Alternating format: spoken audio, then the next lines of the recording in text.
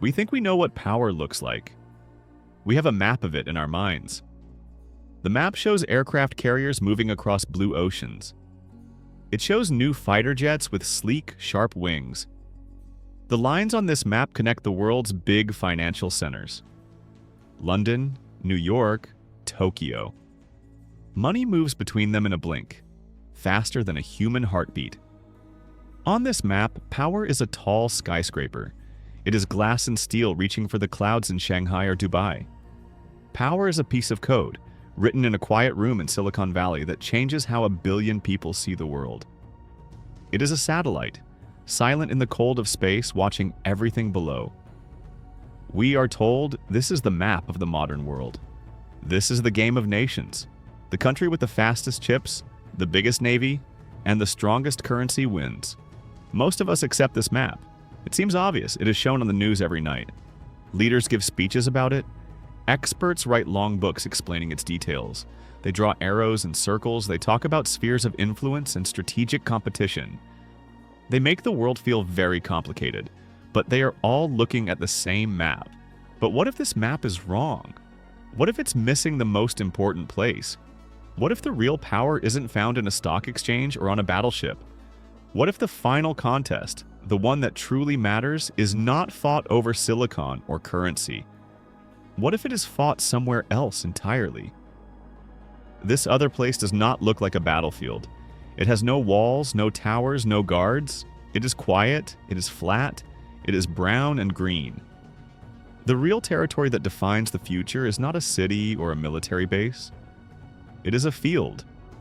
It is the soil under a farmer's feet. The most important defense strategy of this century is not about building better missiles. It is about learning to grow food in your own ground. The quietest war of all has already begun. It is a war for dirt. Food does not seem like a weapon. It is life. It is family. It is what people share at a table. But in the world of nations, anything can become a weapon. Anything that one country needs and another country has can be used for control. Water can be a weapon. Oil can be a weapon. And food can be the most powerful weapon of all.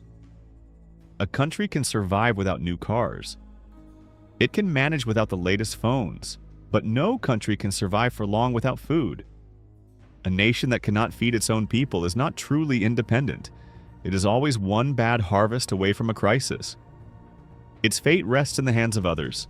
Its people can be held hostage without a single shot being fired. China's leaders watched the world and learned this lesson. They paid close attention. They saw how the United States, a huge food exporter, could use its farms as a tool. During trade disputes, America could threaten to stop selling soybeans. Soybeans are a simple crop. They are used to feed animals, but for China, they were a problem. The country needed huge amounts of them. It needed more than its own farmers could grow. This small bean showed a big weakness. It showed that an opponent could squeeze China's food supply. A politician in another country could cause food prices to rise in Beijing. This was not a military threat. It was something quieter and maybe more dangerous. It was a threat to the country's stability. It could lead to public anger. It could make the government look weak and helpless. So the view inside China began to change. Farming was no longer just a part of the economy. It was not just about providing jobs in the countryside. It became a matter of national security. It was just as important as the Army, the Navy, and the Air Force. The government realized that a nation's strength is not only measured by its tanks, it is also measured by its grain silos. The thinking was simple. If another country can decide whether your people eat, that country owns you. The solution had to be just as simple. To be truly strong, China had to learn to feed itself. It had to control its own food, from the seed planted in the ground to the meal on the table.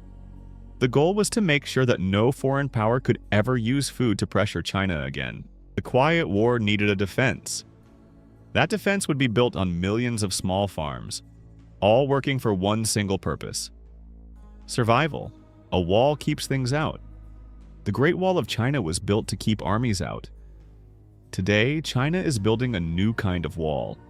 This wall is not made of stone or brick. It is made of soil. Its purpose is to keep hunger and foreign control out. This wall is a vast, national project to remake the country's relationship with food. The project has a name: the Rural Revitalization Strategy. It is a plan to make the countryside strong again.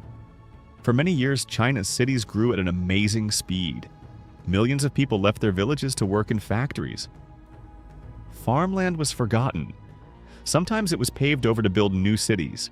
The country started buying more and more food from other nations. The new plan aims to reverse this. It is a massive effort to pull people, money, and technology back to the land. At the heart of this plan is a strict, unchangeable rule. It is called the Red Line. The government has drawn a line at 1.8 billion mu of farmland. That is about 120 million hectares. This is the minimum amount of land that must be protected for growing food. This number is not a suggestion. It is a law of nature for the state. If the amount of usable farmland drops below this red line, it is a national emergency. The entire government will act to fix it. This red line is a declaration. It says this far and no further. Our survival depends on this land, and it will be defended. To defend this wall of soil, the government is using all its power. It is changing land laws to give farmers more security. This encourages them to invest in their land for the long term. It is offering large amounts of money, called subsidies, to people who choose to farm. It especially encourages young people who had left for the cities to return to their home villages and start farming businesses. But this is not a return to the old ways. The plan is to create farms of the future. The government is pouring money into agricultural technology. Drones fly over fields to spray water and nutrients with perfect precision. AI systems analyze soil data to tell farmers the best time to plant and harvest. Automated machines like self-driving tractors work the fields day and night. The goal is to get more food from every inch of land, with less waste and fewer workers. It is an industrial approach to farming on a scale the world has never seen. This is not just a policy, it is a mobilization. It is the country treating food production with the same seriousness as a military campaign. The Great Wall of Soil is being built, piece by piece across the entire nation. There is a story told in many cultures about a great flood. In the story, a wise man builds a huge boat, an ark, before the rains begin. He fills it with everything needed to survive. He does this while the world is still calm, while others see no danger. China's food strategy is like building an ark in dry weather. It is preparing for a flood of global problems. The world is becoming a less predictable place. For decades, many countries believed that open trade and shared supply chains made everyone safer. The idea was that if we all depended on each other, we would not fight. That idea is now fading. A new idea is taking its place: self-reliance. The big word for it is decoupling. It just means to unplug from the system. It means making sure your country can survive on its own if it has to. China sees storms gathering on the horizon. It sees rising tensions with the United States. It sees the possibility of conflict over places like Taiwan. A conflict like that would likely bring sanctions. Sanctions are rules meant to cut a country off from the global economy. They can stop a nation from buying oil, from using financial systems, and from importing food. Being cut off from the world's food supply is a nightmare scenario for any leader. It is a fast path to chaos. So China is working to sanction-proof itself. Making sure it can grow its own food is the most important part of this plan. If your people are fed, you can survive a blockade. You can resist political pressure. You have freedom to act. Food security becomes national sovereignty. This thinking is part of a larger idea called the dual circulation strategy. It sounds complex, but the idea is simple. Imagine a house with two water systems. One system connects to the city's water supply. The other connects to a private well in the backyard. The dual circulation plan works like that. China wants to keep its connection to the global economy, selling things to the world. That is the first circulation. But it is also building its own internal system, its own well. This internal circulation is meant to be strong enough to support the entire country by itself. The domestic food supply is the foundation of this internal system. If China can rely on its own farms, its own factories, and its own customers, then it is less vulnerable to outside shocks. It can survive a trade war. It can weather sanctions. It can wait out a global crisis. It is building an economic ark.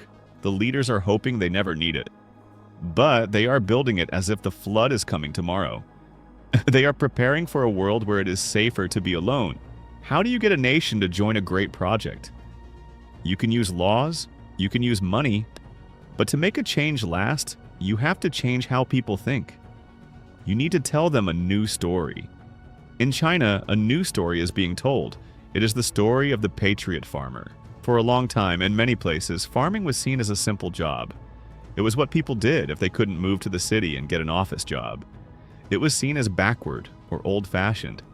The Chinese government is working hard to change this story. It is using its vast communication tools, especially state television and schools, to paint a new picture of farming. In this new picture, the farmer is a hero. He is not just growing crops. He is defending the nation. A documentary might show a young woman who left a high-paying tech job in a city to grow organic vegetables in her home village. She is presented as brave and noble. She is serving her country. News programs run segments on model farmers who use new technology to get record harvests. They are treated like star athletes or famous scientists. The language used is very specific. Working the land is often compared to military service. The soil is the front line. The farmer is a soldier in the war against food insecurity. Harvesting a crop is a victory for the nation. This is not an accident. This is psychological engineering. The goal is to connect the act of farming directly to the idea of patriotism. It makes a hard, often lonely job feel like a vital part of a grand national mission. This is not about making people feel nostalgic for a simple past. It is about preparing them for a difficult future. If global supply chains break down or if there is a major conflict, a nation's ability to feed itself will be critical.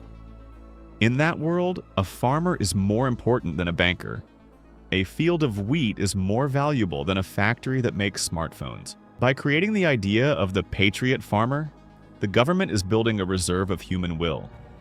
It is trying to ensure that there will always be people willing to do the hard work of growing food. It is teaching a new generation that there is honor in the soil. It is a quiet way of putting the entire population on a war footing.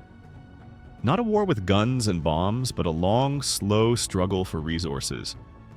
It is an attempt to shape the soul of the country to match its new defensive strategy. The story says that the deepest love for your country can be shown with your own two hands in the dirt. Every nation is haunted by ghosts.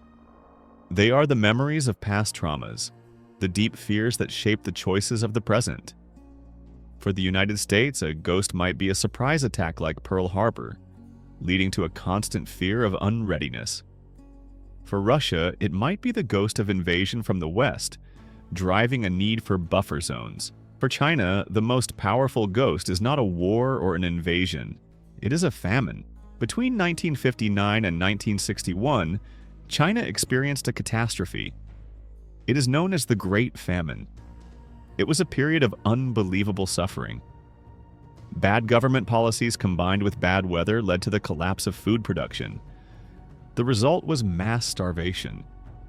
Tens of millions of people died. It is hard to comprehend the scale of the loss. It was a trauma burned into the memory of a generation. The state, which was supposed to provide for its people, had failed in its most basic duty. The social contract was broken. The current leaders of China did not experience the famine as adults, but they grew up in its shadow. Their parents and grandparents lived through it. The stories were told. The memory of hunger, of desperation, of a society falling apart is a part of their inheritance. It is a ghost that sits at every government meeting where food is discussed. It is a quiet, constant warning. This ghost explains the intensity of China's current food strategy. It shows why the red line for farmland is not just a policy but a sacred vow. It is why the government is willing to spend billions of dollars and move millions of people to secure the food supply. This is not just about geopolitics or trade disputes. It is about preventing history from repeating itself. It is about making sure that the ghost of famine is never allowed to return.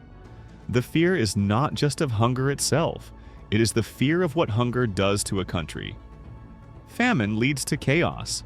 It destroys trust in the government. It can lead to the collapse of the state.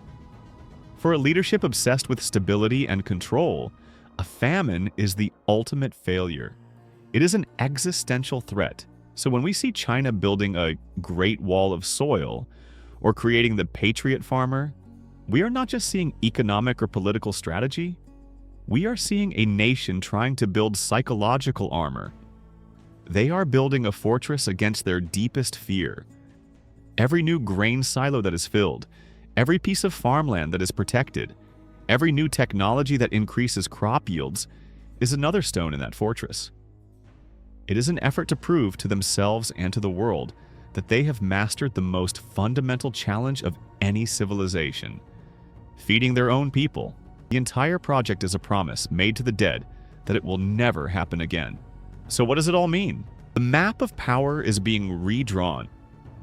While some nations continue to pour their wealth into digital worlds and space races, China is placing its bet on the Earth. It is a quiet, radical choice. It is a decision to turn inward. It is a declaration that in a fragile world, true strength comes from the ground up. The pieces fit together like a complex machine. The fear of foreign food weapons, the memory of a devastating famine, the desire to be immune to sanctions, the need to prepare a population for a future of scarcity. All these parts drive one single strategy: build a fortress. Not a fortress of walls and soldiers, but a fortress of food. A fortress that can withstand any storm the outside world sends its way. This is more than just a farm policy. It is a different vision for the future. For half a century, the world moved toward more connection, more trade, more interdependence. The belief was that a connected world was a safer world. China's strategy challenges this idea. It suggests that connection is also a weakness. Dependence is a danger. In the 21st century, it suggests the strongest nation might be the one that needs nothing from anyone else. This fortress has consequences for everyone. When the world's biggest food buyer decides it wants to grow everything it needs at home, it changes everything for the farmers who used to sell to them. When the world's workshop decides to focus on its own internal strength, it changes the flow of global trade. A self-reliant China is a very different China. It is a nation that can act with fewer consequences. It is a nation that can afford to disagree more with the outside world.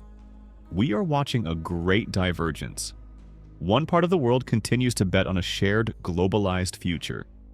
Another, led by China, is preparing for a future where nations stand alone. The final fortress is almost complete. It is a massive, silent structure built on soil, seeds, and the memory of hunger. It is designed to secure the survival of one nation above all else. The final question is not for them, but for us. What happens when the most populous country on Earth builds a fortress around its most basic need? What does it mean when a nation decides it no longer needs to trust the rest of the world to eat?